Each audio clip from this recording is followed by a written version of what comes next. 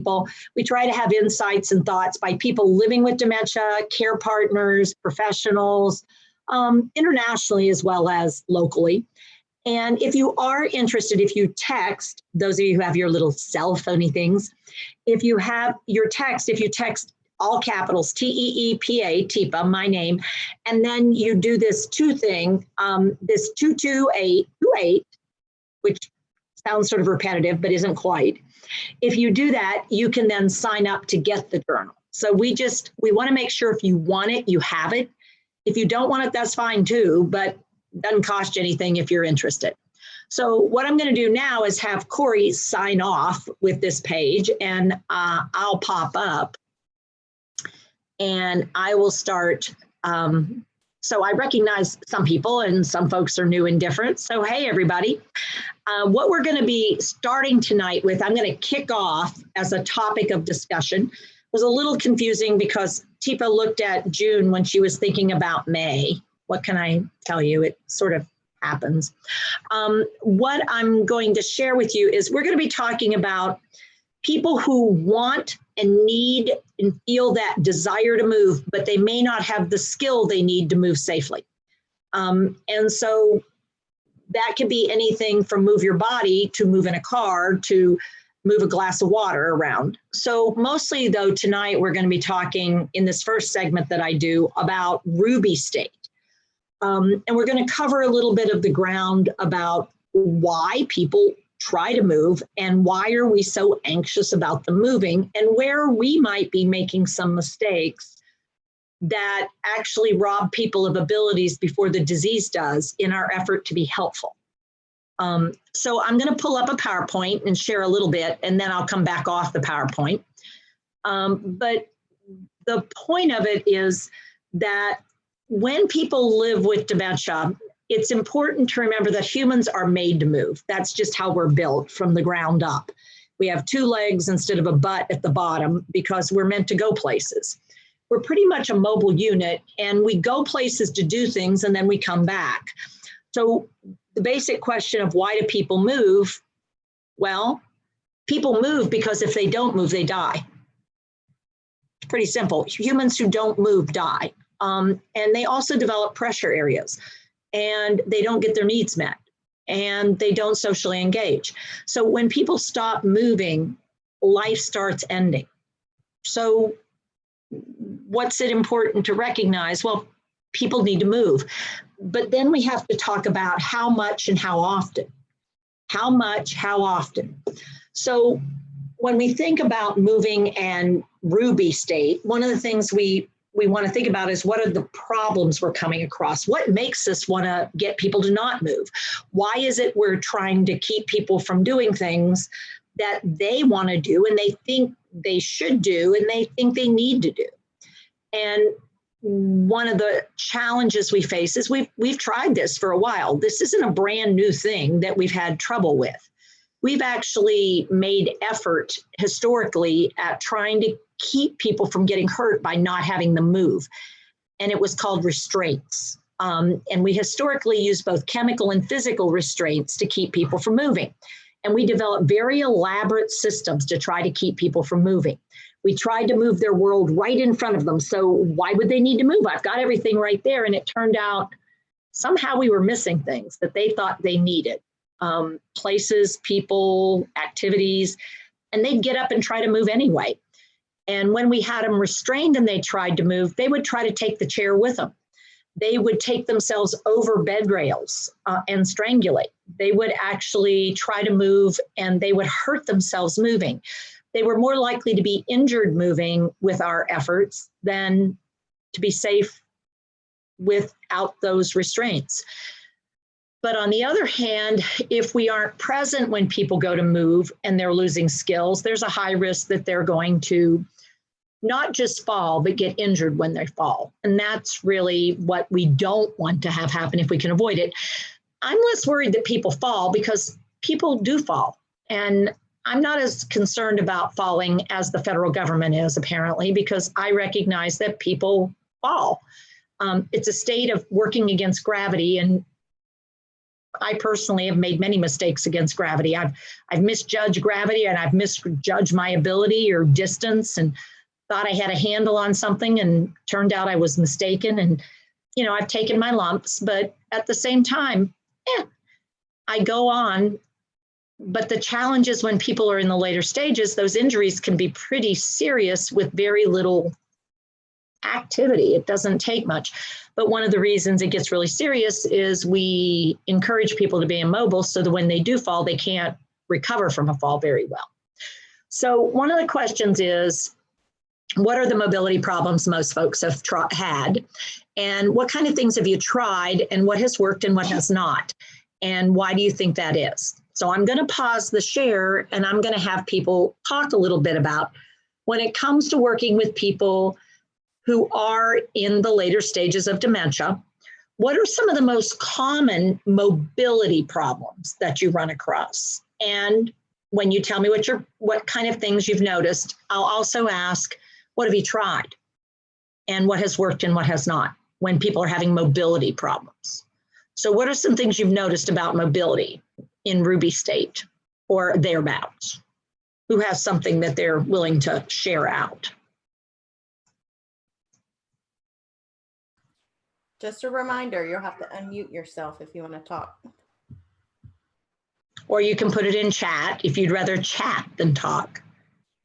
Well, for me, Teepa, and I mean, it's been a little while, but it's usually the part about remembering to use the walker.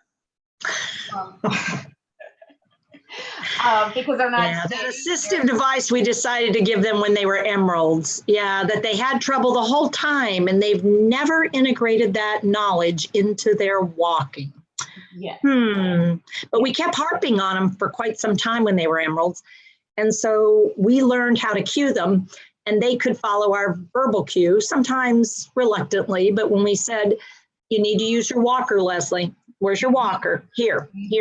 Go ahead, use your walker, okay?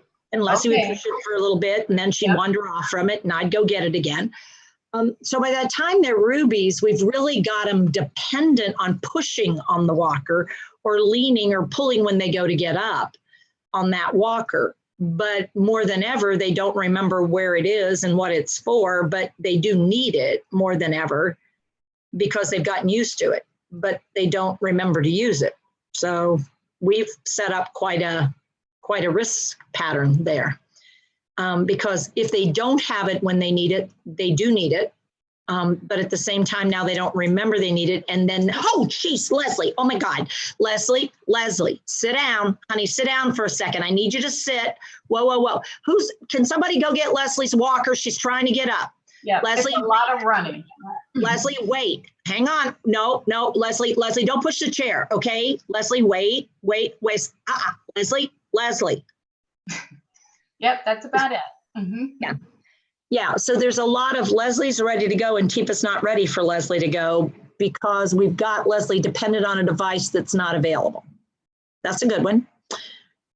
How about a Kleenex falls to the ground and somebody's in a chair and a Kleenex just falls to the ground?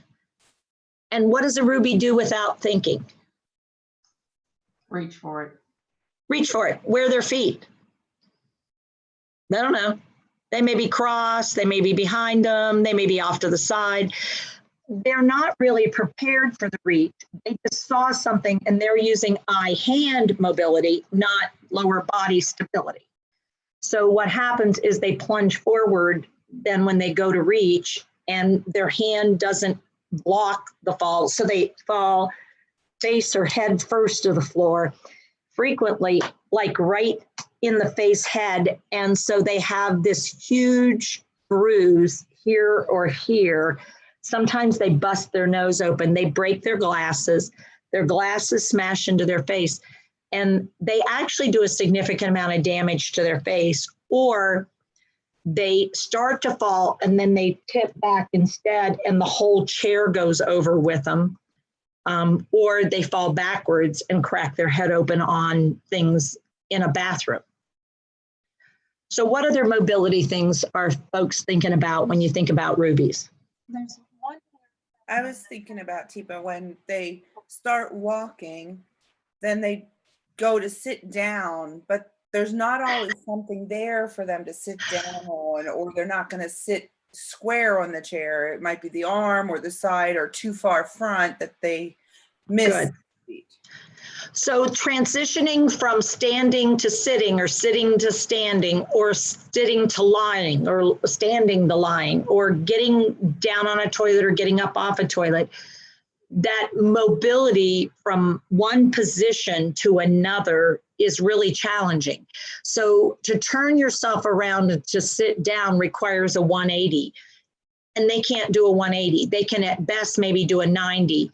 And it's very common, and I'll just show you the middle of my body, that what happens is the chair is to my left, and I go to sit, and rather than get myself lined up, I actually fall into the chair more on one hip than the other.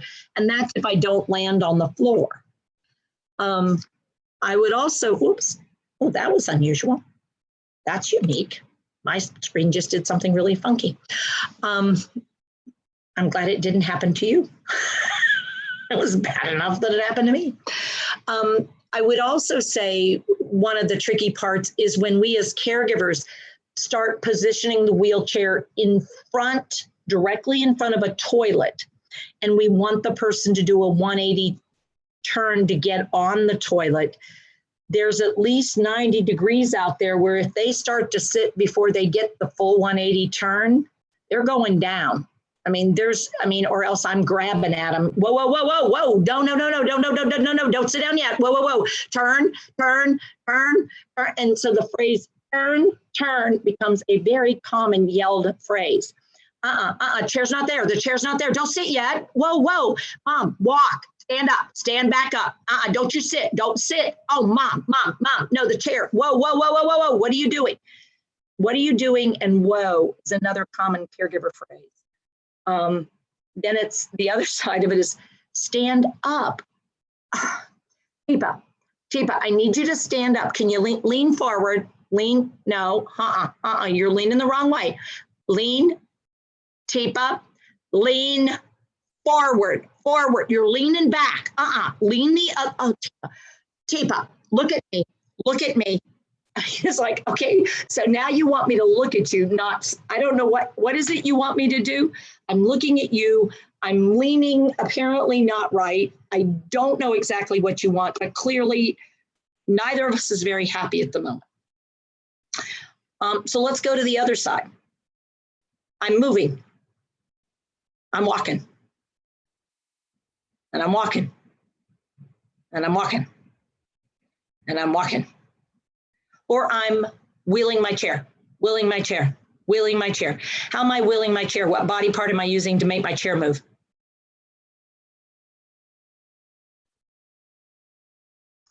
What do you think? Beth, what am I using to make? Your feet.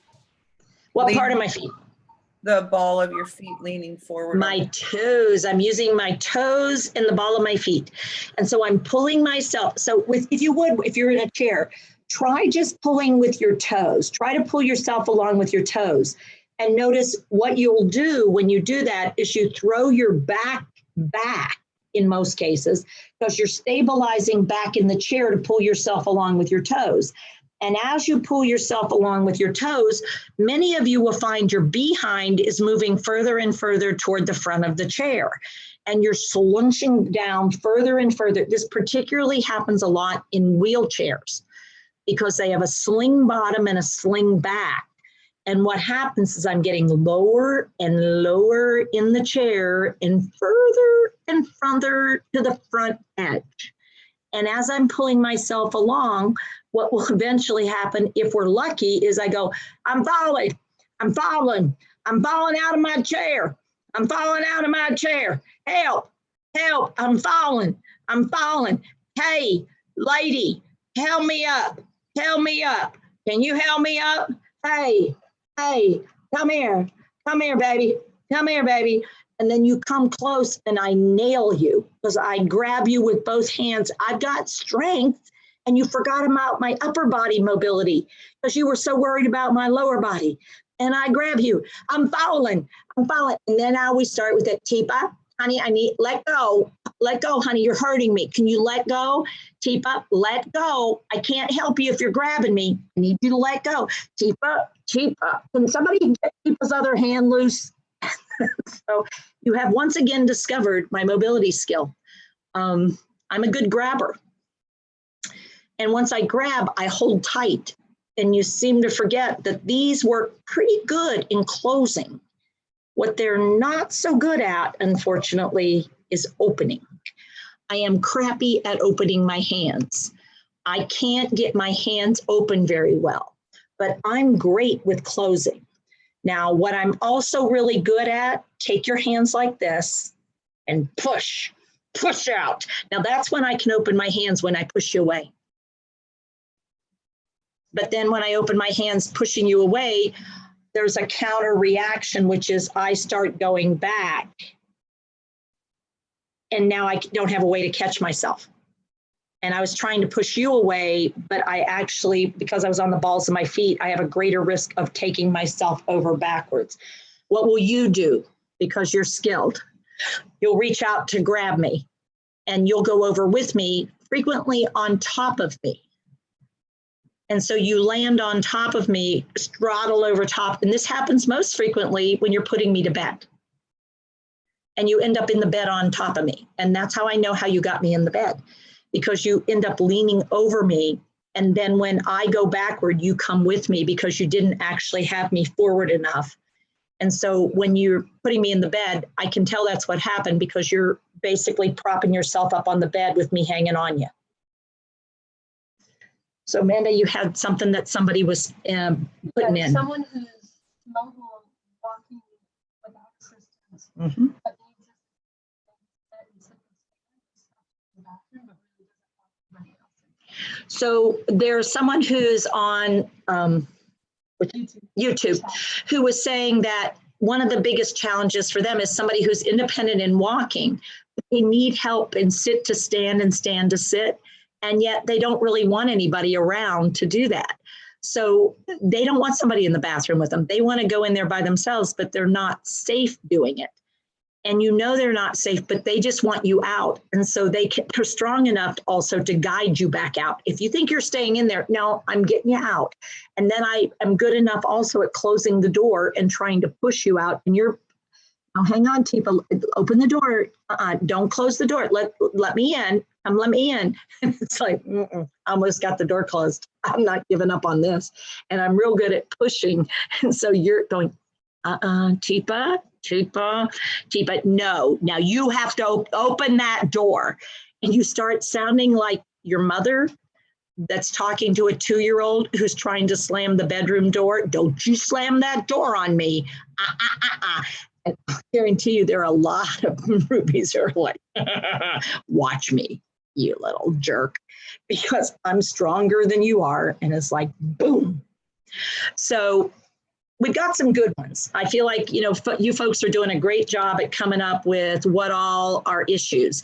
Now, what I'm going to do is switch us back and look at the PowerPoint yet again, and let's take a peek at a couple things, and then I'm going to open it up for you guys if you have questions. So going back to the PowerPoint, the thing about mobility is it is the building block for all self-care activities. If you have less mobility, I'm going to have more caregiving problems or care partnering problems. My behavior is going to affect your behavior. So the two of us are bothering each other about mobility.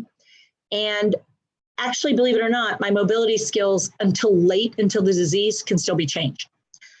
Our biggest challenge is acknowledging and recognizing, why shouldn't I be on the floor? Why can't I get on the floor? Why is it not okay for me to be on the floor? And the answer is because when I'm on the floor, it makes you nervous. But there's not actually a good reason why I can't be on the floor other than you're not sure how to get me up. So maybe what we need to work on is your recovery skills on how to help me come from floor to stand, stand to floor, floor to stand, stand to floor.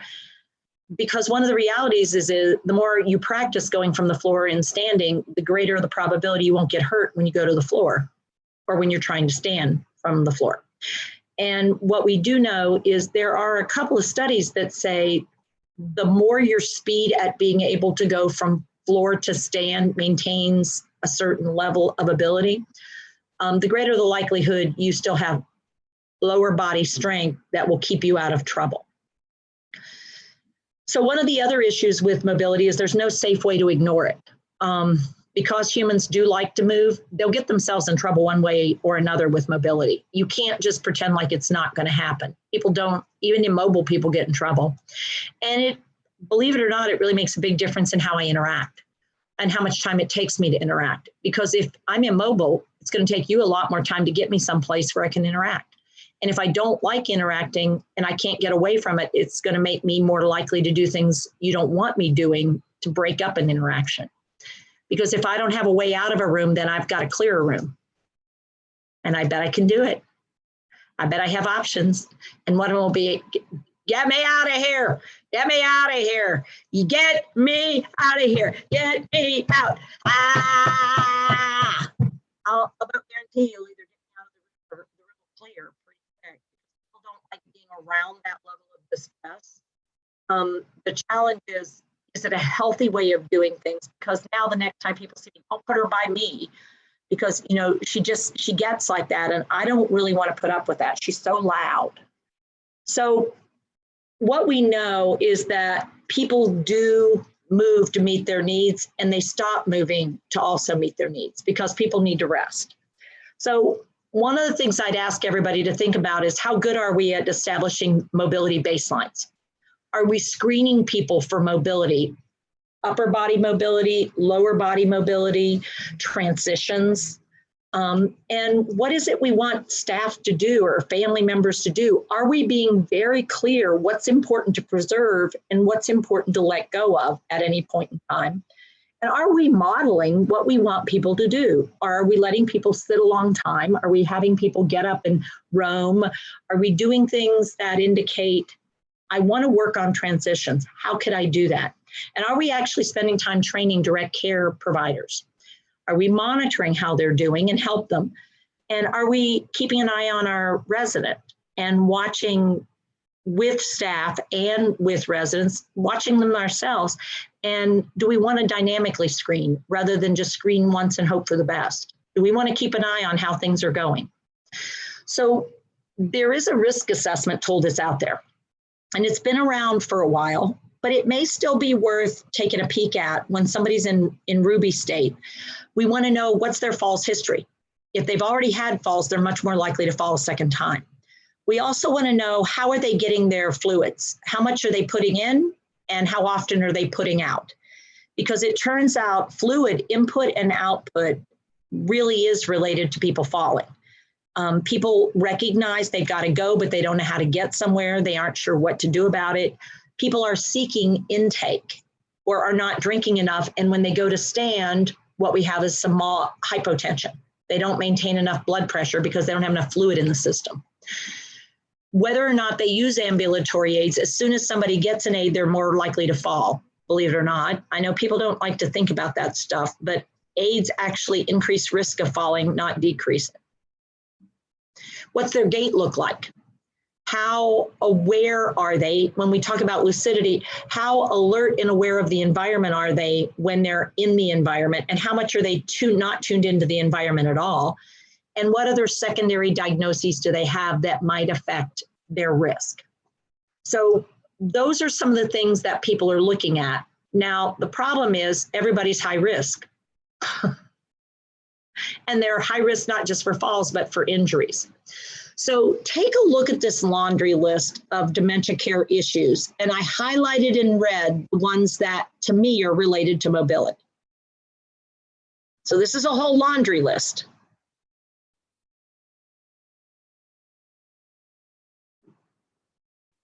And one way or another, everything is related to mobility, except using drugs or alcohol to cope. Although if you drink alcohol or use drugs, it will affect your mobility. So I guess that one might actually still be related.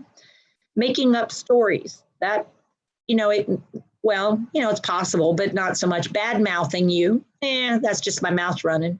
Refusing care and help, it could be a mobility thing, but not so much. But if you look at everything else, it's somehow related to mobility. Either I can't do something that I want to do, or you don't want me doing things, or I've done things and it's causing trouble. So if that's the number of issues related to mobility, then mobility is a hot topic.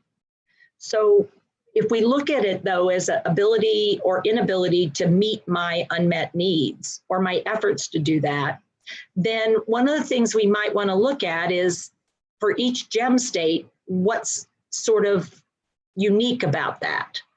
So what I'm going to do is put up here for a second and let you look and see as you look at this. These are mobility hazards by GEM state.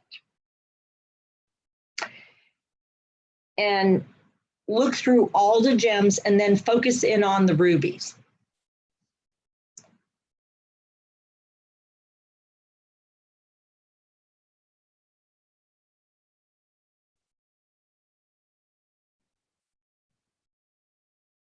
So if you look at the rubies, one of the things about rubies is they have the greatest risk in many cases of fall-related injury that leads to death, or lack of mobility that increases risk of death. And the mobility might be oral mobility, hand to mouth mobility, upright posture, sitting mobility, the ability to balance against gravity, the ability to move against gravity. So those are movement hazards. But this is how we could enhance mobility.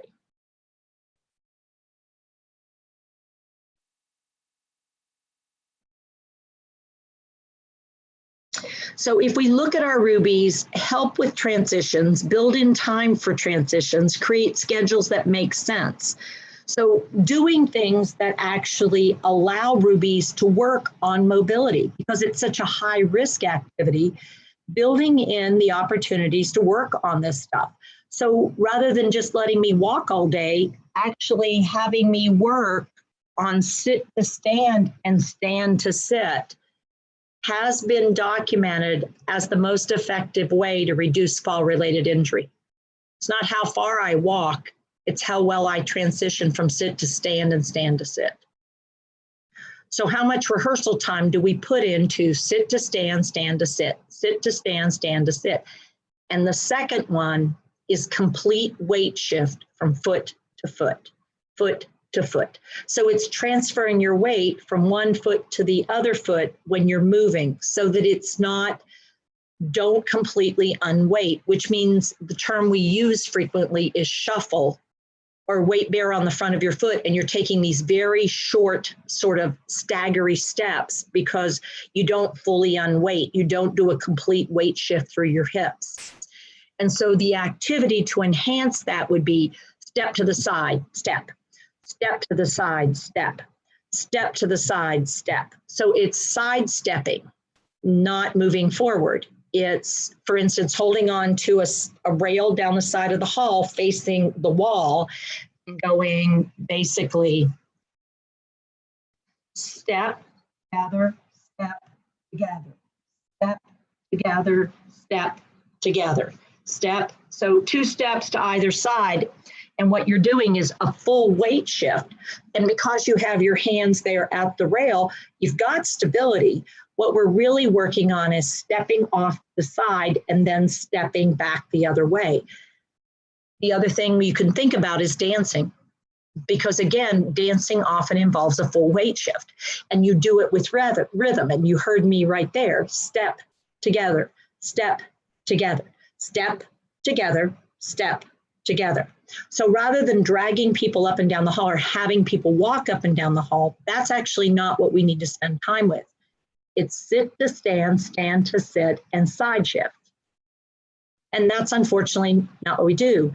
And then the next one, if you really want to reduce risk and increase mobility, is stoop and recover, stoop and recover, stoop and recover. So in other words, even if I'm sitting, I reach to the floor, pick something up, and recover. Pick something up and recover. And first it's done with a chair. And then it's done without a chair. because you want me to be able to hold onto a rail, bend forward, pick something up off the floor and come back up. The more I rehearse that, the more probability that when I see a Kleenex fall to the floor, I'll actually have the stoop and recover skill to do that without plunging to the floor. Because the problem is I'm not rehearsing. Nobody's rehearsing me. I just sit in my chair like this for long periods of time, and then I walk straight forward. So I'm not doing stoop and recover until the Kleenex falls to the floor. And unfortunately, I haven't rehearsed that at all. It's been a long time since I've done that. And then if you're getting real ambitious, get down on the floor and get back up. Get down on the floor and get back up. We do it all the time, actually. Human beings do it. We kneel down to pray, and then we get back up. We kneel down to pray, and we get back up. You don't have to get all the way on the floor. Maybe you could just kneel on a kneeler, and then maybe you could get back up. That's actually a part of many faith routines, kneeling and standing, kneeling and standing. But when we don't rehearse, I'm not actually practicing a whole lot. So when you're thinking about getting things going, consider, what are you doing to make it be something people want to do? And what do you want to avoid? So I'm going to pause here because I just wanted to kick things off. And I want us to have plenty of things to think about and talk about. Working with people to enhance mobility when you're a Ruby, it isn't some high-flying activity or some wild idea. We have been so conditioned to believe that people who are at this point in the disease, we've got to keep them safe, that we have an artificial thought in our head that immobility is safety and walking is enough. It's not. It's never going to be enough to keep people from falling because eventually gravity's going to win. Their coordination is going to deteriorate a little bit more. And if we haven't rehearsed any of those other skills, they don't have anything to work with. And it's because we haven't been having them do anything related to those abilities at all. Let alone, if you really want to get adventurous, have people reach up and take something and bring it down. Reach up and then take it from here down there and then taking it back up and then taking it across their body and across their body. So that's how I wanted us to start off, was thinking about mobility as more than a risk pattern, but more of an enhancement opportunity. And how many opportunities are we missing? And Lauren, when she came on the call tonight, was asking about something. So we'll start off with Lauren's question, because, everybody should have their chance to ask a question. And since she's a new bright orange head, otherwise known as a redhead, but she described it as orange.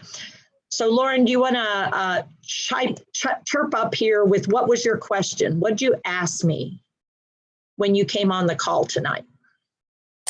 And there you go. I was wondering about bicycle riding. Is that the question?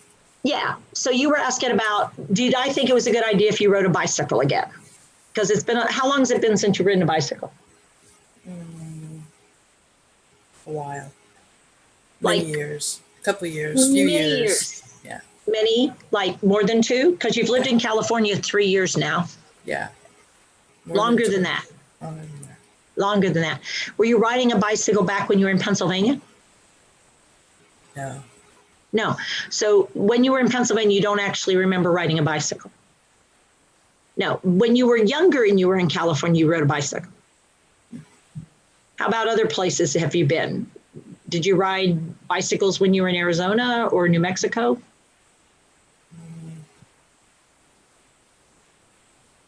I don't know. Yes, Arizona came before California, though. So Arizona came before California. So you had ridden a bike in California? yes, the first time around. Okay. So how frequently did you ride a bike in California? I rode a lot until it got stolen. That's a very sad story. Oh, that was a sad story. So there's a sad story about a stolen bike. Yeah, but You now I lost have another bike. Oh, so you have another bike. And when did you get this bike? Way back when, years Way ago. back when. Years So you've had it a long time and you have not been on that bike. Yes, that is true. Okay. So how many incidents of losing your balance with gravity have you had in the last year or so, would you say? Not I don't think a lot. Have you ever fallen up or down steps?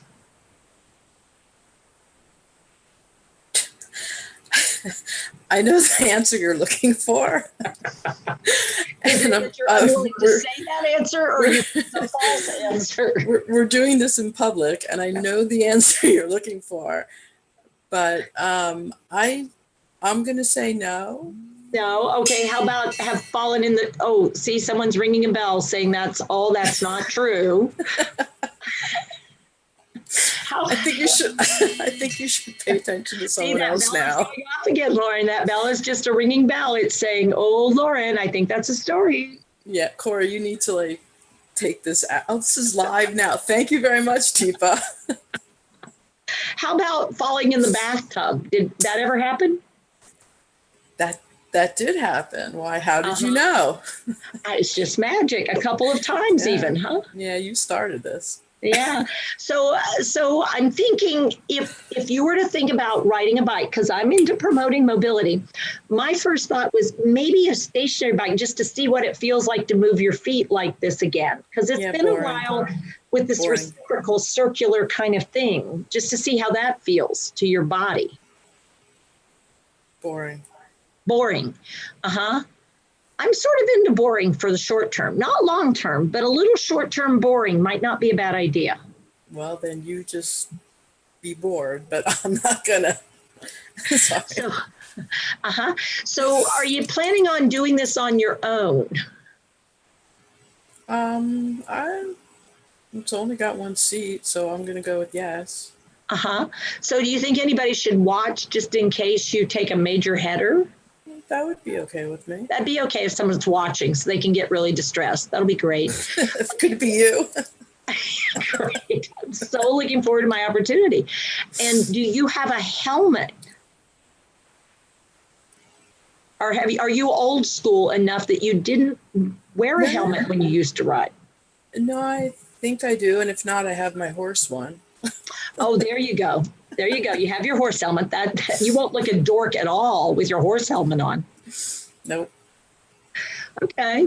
So I'm thinking if there was somebody who was around and if you were ambitious, do you know if your tire is a wide tire or a narrow tire? I think it's a narrow tire, which I'm sure isn't the answer you were looking for. But Well, maybe we should wait till you come to my house because it so happens that I have a wide tire bike because myself, I'm a little older and I find that I do better with a wide tire bike.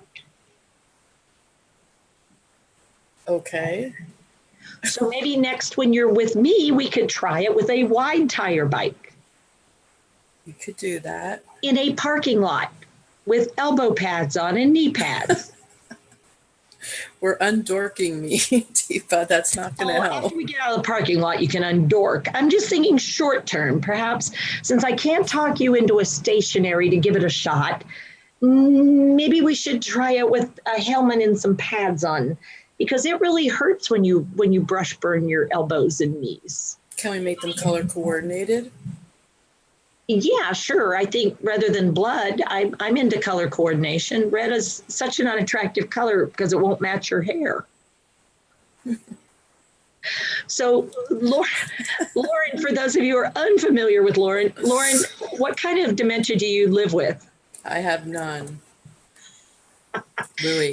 Louis. So she lives with Lewy body. So one of the unfortunate sidebars of Lewy body is balance and coordination can be really interesting in moments.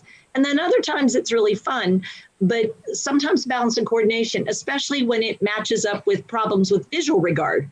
So sometimes what you see is not what is actually happening. And so it's going to be interesting to see what happens when Lauren's body is on a bike. Because what's been really cool is Lauren has done some horseback riding and she actually does really great on a horse as long as the horse doesn't go too fast and Lauren doesn't get too Excited. cocky. Excited is a nicer word. It is, but a more accurate word is cocky. She doesn't get a little too thinking she's perfect at horseback riding and she can make the horse go really fast and she doesn't need to really listen to anybody. And the horse has ambition and so does Lauren, and there are two different ambitions, and apparently Lauren and the horse are parting company. Yeah, and that was sort of a painful experience as I recall. It did hurt quite a bit. Yeah, and I think you probably broke some ribs. I don't think I did. Uh-huh. They were sore long enough that you might have torn ligaments if you didn't break the bones. Is it time for you to start picking on someone else, please? just saying. I can help. I have someone that. Can you do that? Excellent. Yes, but Lauren, my thought was we'll just wrap you in bubble wrap. That would be good too. I'm just playing on elbows and knees. I don't know what the problem is. Helmet, elbows, and knees, and I'm good. You can do a lot of artwork with bubble wrap. There you go. Rita had something that she wanted to share, or a question perhaps. Rita, are you still there? Yes, I am. Go for it, Rita. Can you hear me? Can you hear me? Okay. Yep. I would suggest a recumbent bike instead of a regular stationary bike. Recumbent is lower and your feet go out in front compared to underneath you on the regular exercise bike. There you go. So Rita's idea is sort of what, was it Corey or Amanda suggested that recumbent bike, that racing? That was Corey that was suggested, Lauren, consider that. It's almost like that bike where you lean back as you pedal. And Lauren, what do you think about that? I would have to check into it more to see if there are more about them. There is also a tabletop bicycle you can get at Walmart. You can sit on the floor, you pedal, or you can pedal with your hands too to help strengthen your shoulders. They run about $30. I'll see, that would do exercise. You know you love that. That way you have it for the legs and also for the arms too. See, there you go. So, yeah. That would be known as muscle. Show us that again so we see muscle wasting, Lauren. There you go. Yeah, she does have a little bulky muscle right there, but the rest is like pretty stringy meat. That's sort of like chicken bones there. Thank you. But it's all good. But thanks, Rita. Hey, So other folks. Teepa, can you talk a little bit about upper body for rubies versus lower body abilities I'm trying to see this all. In reading about gait apraxia, I hope that I'm saying that Apraxia. right. Mm-hmm. Inability to initiate walking or walking despite normal leg power and coordination when tested while seated or lying. You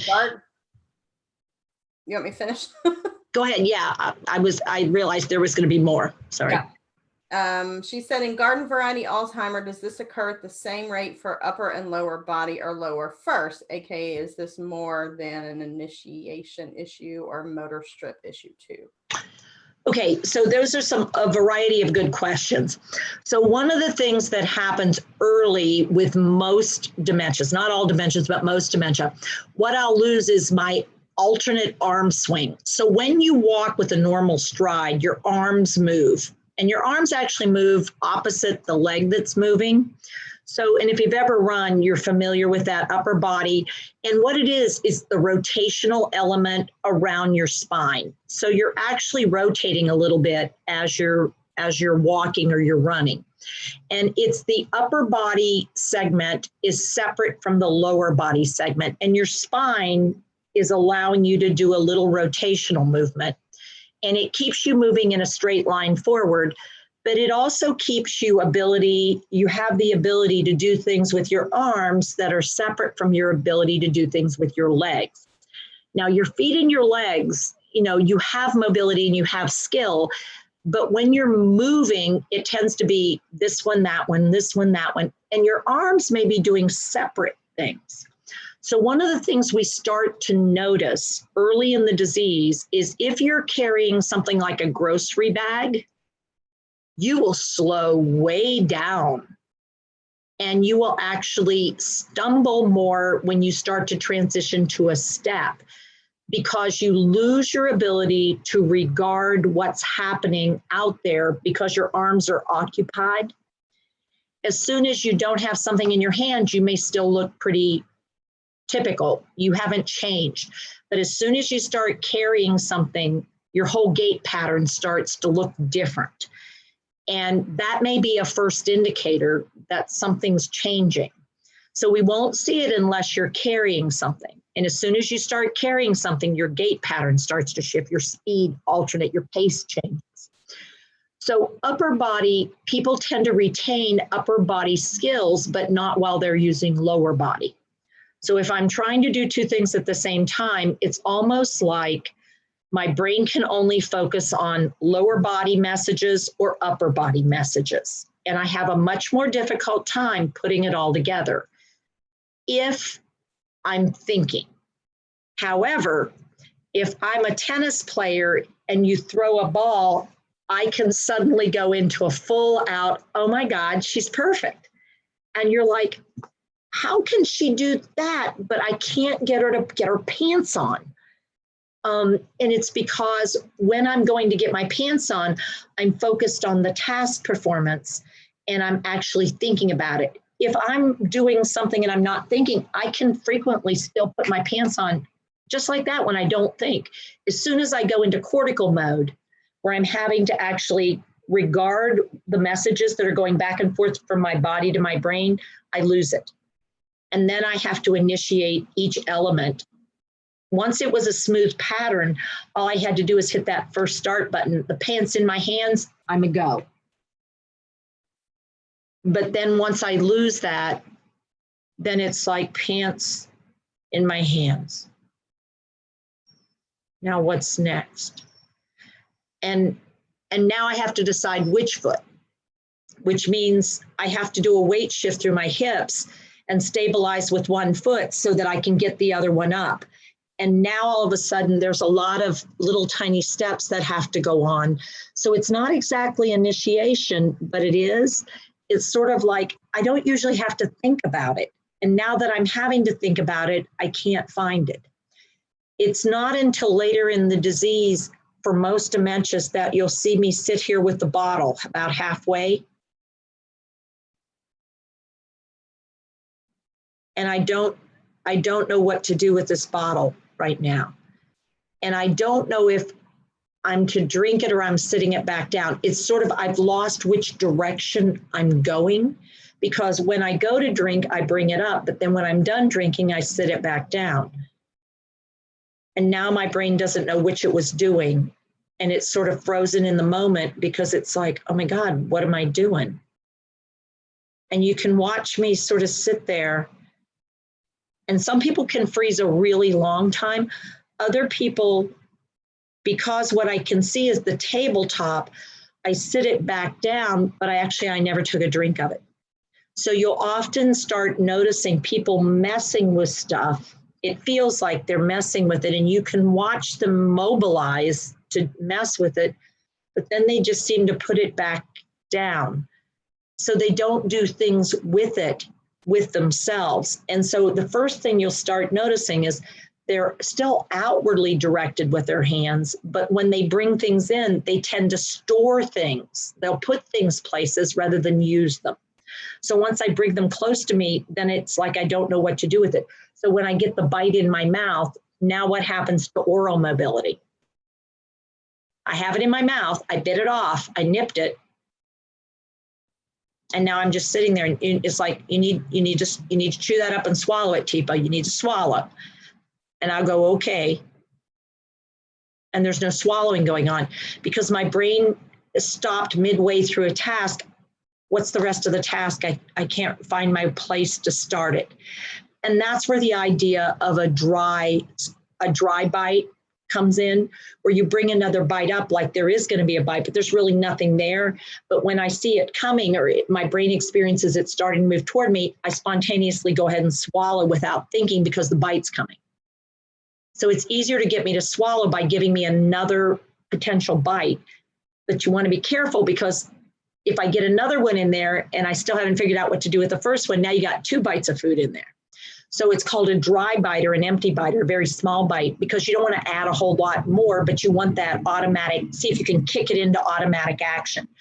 Because what I'm then working on is a motor memory, and I'm not actually thinking about what I'm doing. And Ruby is where you've got to use my motor memories, because I can't actively initiate. How do I often start, unless it's a spontaneous. And then spontaneously, I can do amazing things. But it's sort of like switch on, switch off. And once the switch goes off, then I'm stuck, because I don't know how to get it back on. So that's why sometimes when people are stuck on a chair, you can pull yourself away and go, Amanda, here. And she just spontaneously gets up and comes toward me, because I gave her a spontaneous cue rather than stand up, because stand up requires a lot of sequencing. Whereas, come here, is just an automatic, she starts to get up without thinking. Now I need to be really aware, are both her feet on the floor? Does she have balance? Is there anything in front of her? When she goes to get up, do I need to be present with my hand out, because she won't have balance when she comes up, she's just gonna come up. But what it does is it gets her into motion as opposed to immobility. So if she's too mobile, then I have to gradually shift her, downshift her. But it's sort of like she's in fifth gear and I've got to shift her to fourth and the third, because I don't want to strip it. So I've got to do one at a time, dropping her down. But sometimes to stop somebody, I'll drop something and say, oh, shoot. And then they see me drop it, and I drop it out far enough in front of them that they take one more step and they start to pause. And all I do is stabilize at the shoulder with a hand to the front and the back with my side, in my side support position. They lean down and pick it up and hand it to me. And I say, well, thank you. And then I take their hand, and now we've stopped without telling them to stop. The tricky part is I had to give them something else to do. So they paused, and I got the forward motion halted without saying anything about halting forward motion. So with Ruby's, you're playing a lot of games trying to figure out how to get the transitions. And it can be exhausting. Because you can try 15 things and nothing works, and then suddenly they just sit down and it's like, oh my Lord, I have been trying for half an hour to get her to stop walking, and it was going nowhere, and she just spontaneously sat. It's like, well, you know, you could look at it as you've been working a half hour and nothing happened, or you could say, yay, it took you a half hour, but finally she got the message. But our brain doesn't accept that. To us, it just happens out of the blue. And it's like, no, it took that long for her brain to process everything you were doing and finally get to a place where she was comfortable enough to sit down. And it's like, wish I could figure out how I did that so I could do it easier next time. And it's like, yeah, me too. Good luck with that. Because our brains are now so different that it's hard for me to imagine what drives you sometimes to move. And then it's really hard for me to know what drives you to quit moving. But I want to be thoughtful. If you're having trouble getting food to move in your mouth, I want to be real careful to not put any more than 1, 2, 3, 4, 5 repetitions of a bite before I do a swallow with liquid, because I've got to make sure that gets cleared before it gets really loaded and dry. Because one of the things that might not be very effective is the parotid gland at sending fluid out. That's a movement. Your gland has to remember to empty itself routinely. And if you're not taking in a lot of fluid, you may have dry mouth, or because of a lot of medications you're on. So it turns out you can't produce fluid in your mouth. And so your mouth is getting drier and drier. And when I put the fluid in,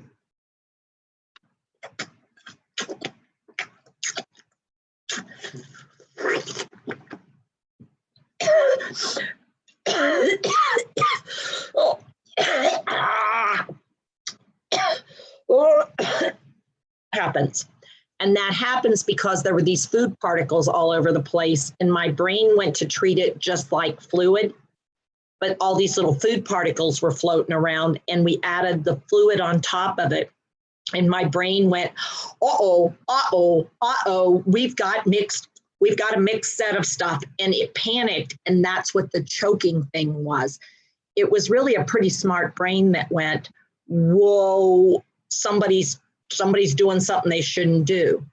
So that idea of a sip and being thoughtful about how much is going in, I had been eating. So what I was doing was And when you gave me fluid, I was going, only unfortunately it was liquid.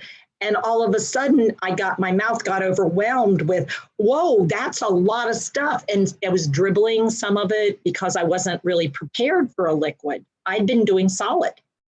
So you might want to try, bring it up like a drink, but don't have the person take a drink the first time to see if they move their lips in a drink motion or if they're still doing an eat motion with their mouth, because that's a mobility transition. And our brains are just so but it isn't that hard, and it is when you don't have a lot of skill set. And so we're constantly surprised by what people have trouble with. But a lot of it is related to transition. If I'm talking to you and then I want you to take a bite, you have to quit talking to take the bite. If I'm singing with you, then we have to quit singing so that you can do something else. And that stop singing, do something else. But sometimes what I want to do is sitting, we're all gonna sit. I want us to sit, rather than quit singing and saying, okay, Teepa, can you sit down? Because what I could do is use the music we've been using, but try a phrase with rhythm to see if I can transition myself and yourself from singing to speaking, but do a transition in it. So that's another mobility transition that people tend not to think too much about. I'm talking, now we want to sing, now we're going to sing, now I want to talk. And it's like, well, maybe we need more of a transition for some people. It's just a possibility. Other thoughts or questions around mobility and rubies? It has been fun, I will say, to see my father-in-law and the skills that he has and the staff get excited about it. When his new nickname is Ninja, because he no longer walks, but he's got some mobility. But when they were in the activity room one time and somebody bounced a Nerf ball, and he's sitting there seemingly asleep, but his eyes were just open a crack, and he's completely in a C, and he's not really participating, and then just like, and caught it and brought it up. And everyone's like, oh, Ninja. And so now he just beams when everybody's like, Ninja.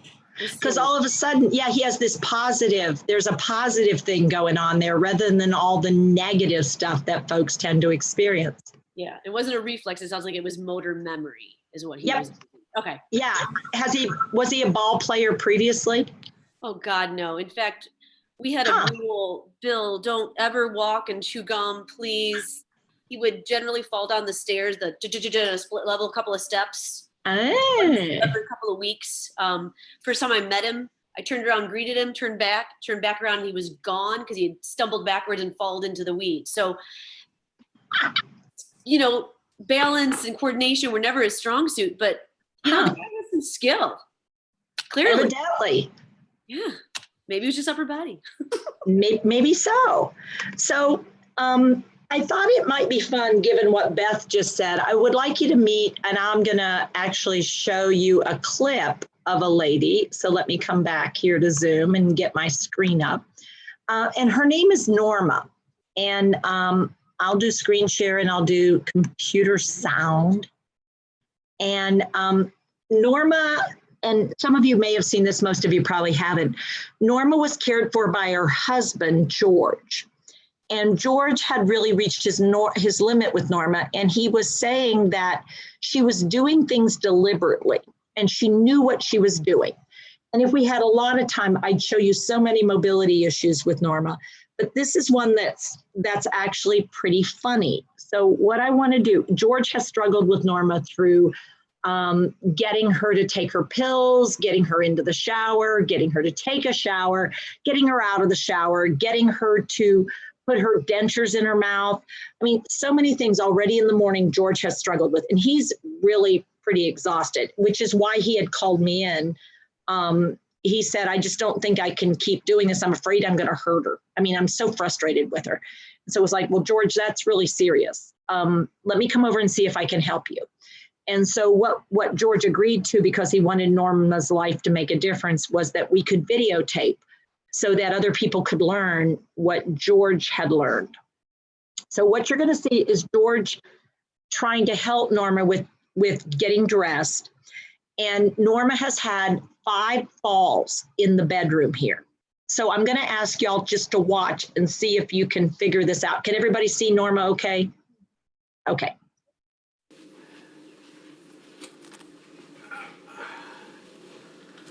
Okay, so pause. What is something some of you might notice about the situation where Norma is seating herself? She's sitting on her chair that matches almost the carpet color. Uh-huh. So George has a towel the color of the carpet on the chair.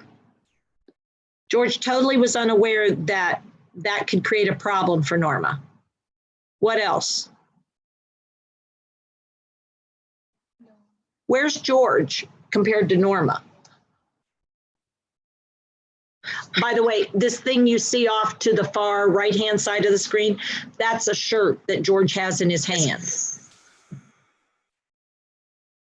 There are no arms on the chair. There's no arms on the chair. How far is George going to be able to do anything if Norma starts to go? No, and she's very close to missing.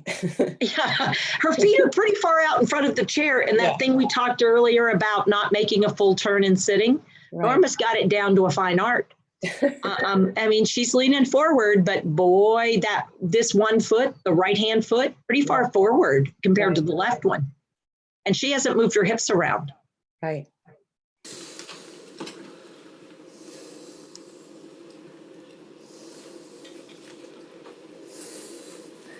Here, let's slip this on.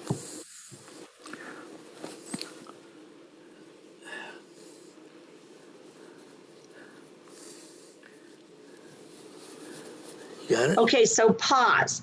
Now, what I want everybody to do is imagine you have a shirt sleeve right up here by your shoulder, and try to figure out how you're going to use your arm to get your hand in the shirt sleeve that is right next to your shoulder, as opposed to drop the shirt down to your hips and realize how easy it would be both to see and find your hand, your hole down at the end where your hips are versus up by your shoulder where you're trying to externally rotate and abduct to get that hand to go in. And so George is now trying to push her hand where the hole goes and then pull it out. I've seen skin tears happen that way. They sure enough can. If she had a button or some sleeve thing, she might actually catch herself on that and tear hers.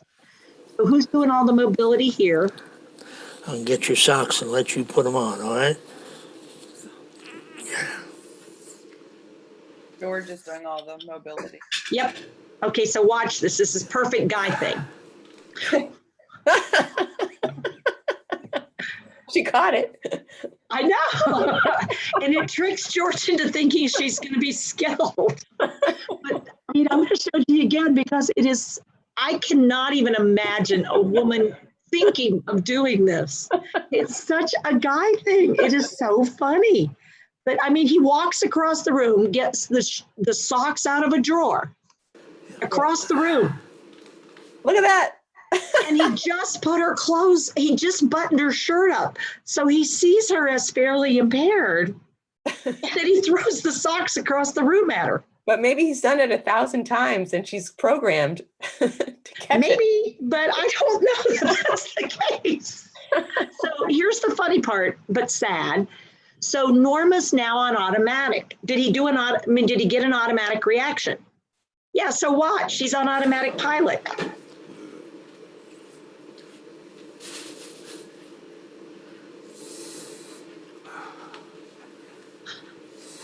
Put your socks on. Can you do that this morning for me? Oh, I need to add one last piece here before she does it.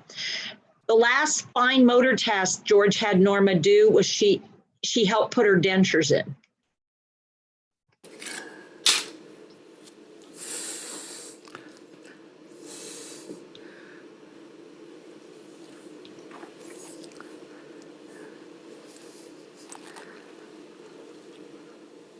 No, no, no. So what happened? She went to do what she had just done. She's repeating the fine motor task, even though she had done this in between. She clearly knows these are socks. She's supposed to put them on her feet. But then when it comes to the fine motor track, she went to the wrong track. She actually went to the previous track she had used, which was the bring your hands to your mouth to put your dentures in. And so George now is pretty frustrated because I thought she was going to do it. Son of a gun, she went to do this other. So listen to his voice. Put it on your foot here. Huh?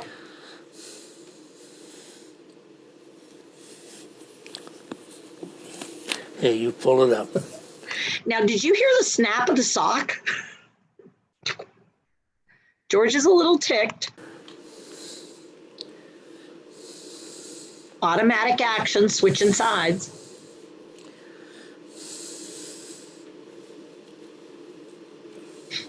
She's not resisting his movement very well.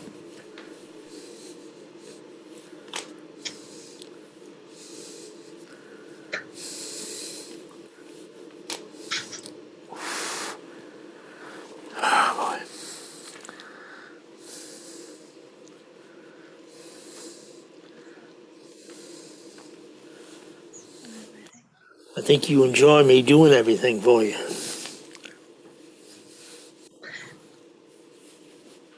Now, do you get any impression from Norma's visuals that she's enjoying this? No. Is that why she's doing it? But this is part of George's frustration. He truly believes she knows how to dress herself and she's choosing not to do this. Because she switches legs, she gets some of that spontaneous stuff. And so George is really frustrated with her. Stand up. Pull them up. She showed such skill in like pulling the socks, and I don't know if my 12-year-old can do that very well. And she did it Yeah. so well.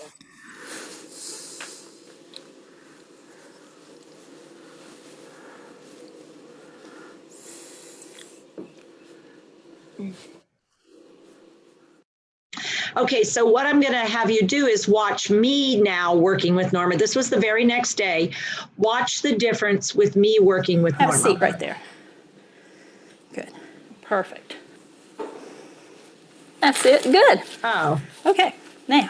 So if you look at 6 pieces of the puzzle, what's one of the changes I've made? The chair. You changed the chair color. Yep. So we changed the chair out. It's got arms. It's got a significant color difference. Mm-hmm. And I also have a chair and a cushion, a towel in the bottom of it because I have Norma and she doesn't have any clothes on yet because George actually put everything on and they had this disagreement in the bathroom of trying to get her underwear on in the bathroom. So he tried to have her stand while he had her step into her underwear, into her brief. And then he tried to get the bra on, and it was this thing that he was doing, and he was really fussing with her in the bathroom.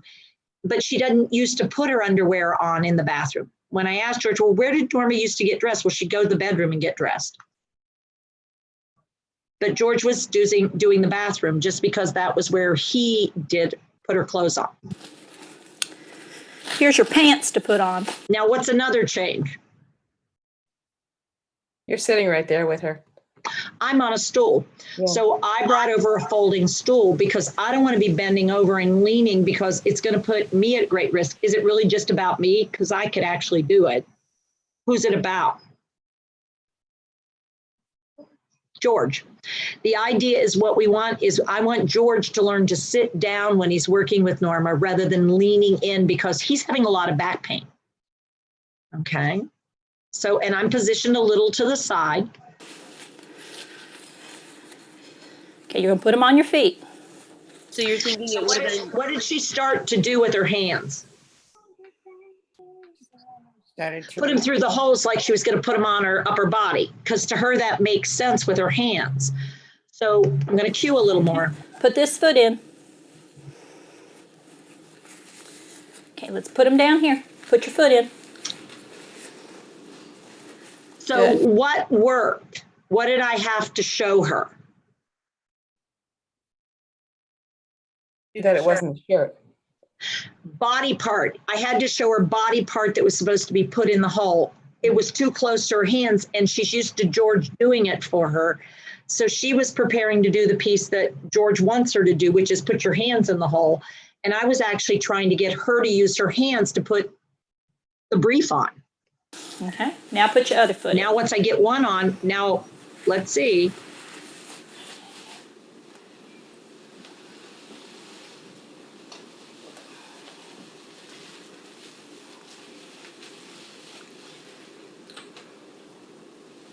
Did I have to cue her to do this? All I had to do is get it enough on her legs that her brain went, oh, I'm pulling up a brief. And she I didn't say a word. She spontaneously stood herself up to finish this task off.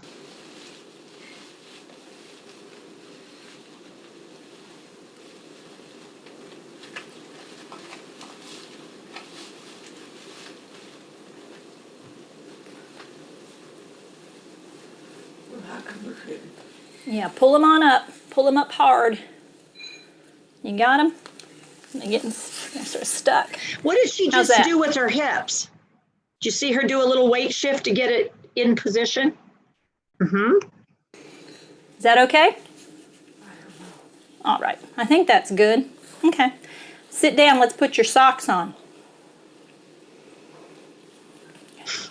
Okay. Here's your sock. No, I brought him over. What is she doing? Some help? Scoot back in the chair a little bit. There you go. Look at this hip mobility.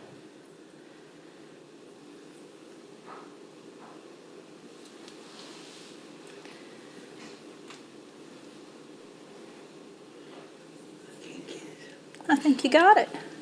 Her statement, I can't get it, as she's getting it. Good job. All right. Okay, here's the other one. Easier socks to put on too. Yeah, they're shorter socks. Mm-hmm.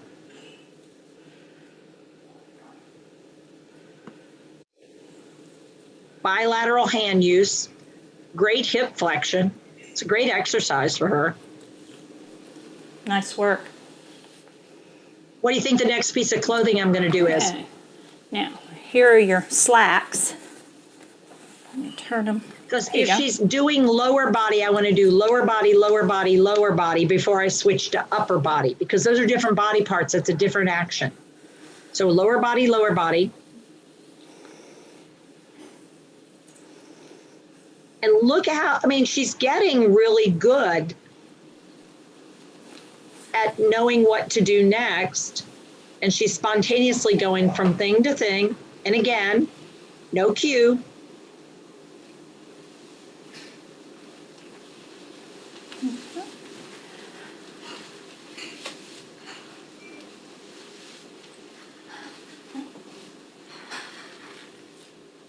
Here's your bra.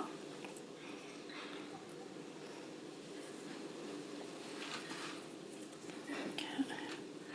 Have you got the front? No. Okay, get the front.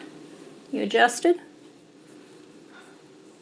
So does this reinforce what George was thinking, that she won't do it? She would rather have him do it. So at first, George is like, I can't be in there with you. I'm done. And so he's in, you can hear him in the background. He's emptying the dishwasher in the other room. He couldn't stand to watch. It took 5 days for him to be able to watch the video. And then he started learning how to do it. And he said, she's gotten so much better since you worked with her. That's great. The funny part is he couldn't see he'd gotten a whole lot better since I'd worked with him. Yeah. But do you see a difference in Norma's ability, and do you also see a decreased risk of falls? Definitely. So that's what I wanted to share, is just sort of how different things can look if you sort of have a cue of how to help somebody do something when they're a Ruby, and it makes somebody look so much more functional. But all I'm doing is using what she has skill-wise and building on it. Whereas George was taking over and doing things for her and being really frustrated because he could see she could do things, but she wasn't doing them. But the reason she couldn't do them is how he was asking. So our time is getting real close to being up. Does anybody else have a question related to mobility and rubies? Because we're going to wrap that up. And I just want to check in and see if anybody has anything. I have one last question, people. So what Sure. about one of Ruby's walking and they stop, freeze, and they actually fall asleep standing there? Yeah, so people can literally walk until they're so tired that they fall asleep standing up. And that does happen because they don't know how to stop walking. So one of the things to do is if she's still and standing, I want to start with hand under hand and a hand around the hips. And what I'll often start with is a real simple rhythm.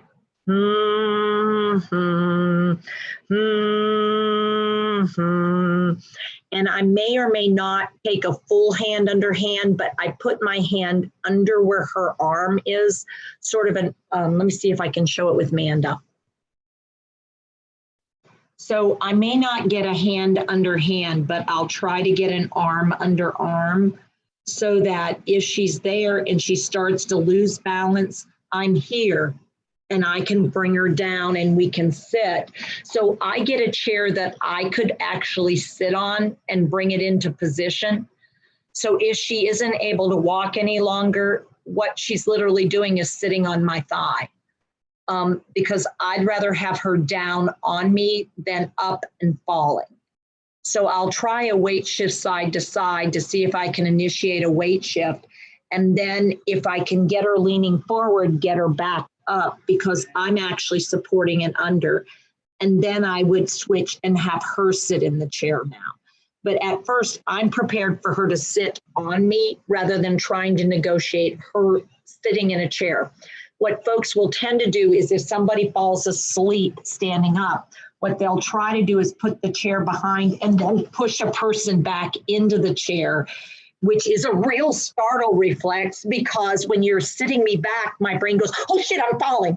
And there's a panic reaction. And that's when you'll get that, and then unfortunately, that means they're gonna wanna walk more because you took them to wide out, full out flight behavior. In your effort to get them down. So we don't want them folding forward because they could actually take a forward movement.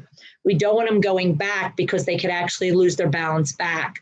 I am much better off if I position a chair behind me and then be prepared in my movement of seeing if I can get them to do a side to side shift. If they start to have problems sitting, sit them on me because I can control my sit. Now, you don't want to do it if you don't know how, if you don't have leg strength to control your own sit. But if you can control your own sit, you can bring somebody down with you in a side to side position and keep them safe until they wake up a little bit. And if they go on into a sleep mode, then I may need some help. But often when you bring people down into a sit, they'll wake up enough that I can help them stand back up for a second, bring the chair into position, and then help them sit down. But I have to have them alert to go from a stand to a sit position. And what people try to do is since they're standing, sleeping, just to sit them down, but that almost always results in a bad outcome for one or both of you. The other thing they can actually do is come awake in a fight mode. And that's really serious because now they're going to be taking a swing at you because they think you're attacking them. So Corey's typed in some things. So hopefully you had fun today. Hopefully you learned a couple of things today and you're walking away with something you didn't have when you came to the webinar. It's not actually a webinar, it's just to Ask Teepa Anything. But since you guys weren't talking a whole bunch, I was adding stuff. Next month, we're going to be talking about late life, end of life, and then thinking about what we want to think about and talk about before we get there. And who needs to do some conversation and when and how should we do that? So talking about pearls and getting to the very end and doing it before we get to the very end so everybody has a plan in mind and everybody's on the bus rather than trying to get another ticket. So I want to thank everybody for coming on and being present, and hopefully you're walking away with a little bit of something. And if you have questions that we're not answering, or you have something that doesn't apply to our topic for this evening, next time, feel free to speak up and ask a question. The only reason we do the topics is to get the conversation rolling. So if there's something you want to know, something you want to ask, thanks. So Corey, I'll turn it over to you for a few minutes to see if there's anything else you want to add. We will be doing a paid webinar come August. So. Yes, so the webinar that Teepa's talking about is going to be on August 1st. You do have to register for that one. We will not be broadcasting it on YouTube or Facebook. And the registration for that will open tomorrow. So be sure to check the website for that registration link. And I believe Amanda had something she wanted to share as well. I'll switch out. Hi guys, so if you are one of our certified community members already, or you don't know what that means, we do offer certification courses. We offer quite a few of them, so you'd have to reach out and figure out what would be the best fit for you. But if you're already certified and you recommend a friend, or you want to take a second yourself, we actually do offer a 20% discount. And we're talking about what that might do for your recertification fees, because they'll lower if you get a second one. So let me know, reach out to our team if that's something that you're interested in doing. We have the discount code ready to go. You just have to reach out and make sure you get it in there so that when you register, it shows up. But that's for any of our current certified community or a friend or a coworker that you recommend to take that certification as well. So just trying to expand the team, the PAC team that's out there in the world. So that's our one little note of new stuff going on for the certified community. All right, thanks, Amanda. Teepa, any last words? Keep moving or stop moving if you're tired, but it isn't just about rubies. Remember that it's good for us to get up and move too. It's great for us to be flexible, to build our skills and our strengths, and to look around and find a partner. And so, Lauren, we have 2 bikes, just in case you're curious. And if one of us goes down, I just want you to be in front so I can see you go. I'll pick you up, I promise. Bikes and I have a long history. It's never been that good. Doesn't mean I won't ride them, just means they and I are not the best friends, which is why I have a wide tire. So thanks everybody for doing what you do. See you later. Bye, thank you so much. You're welcome. Bye.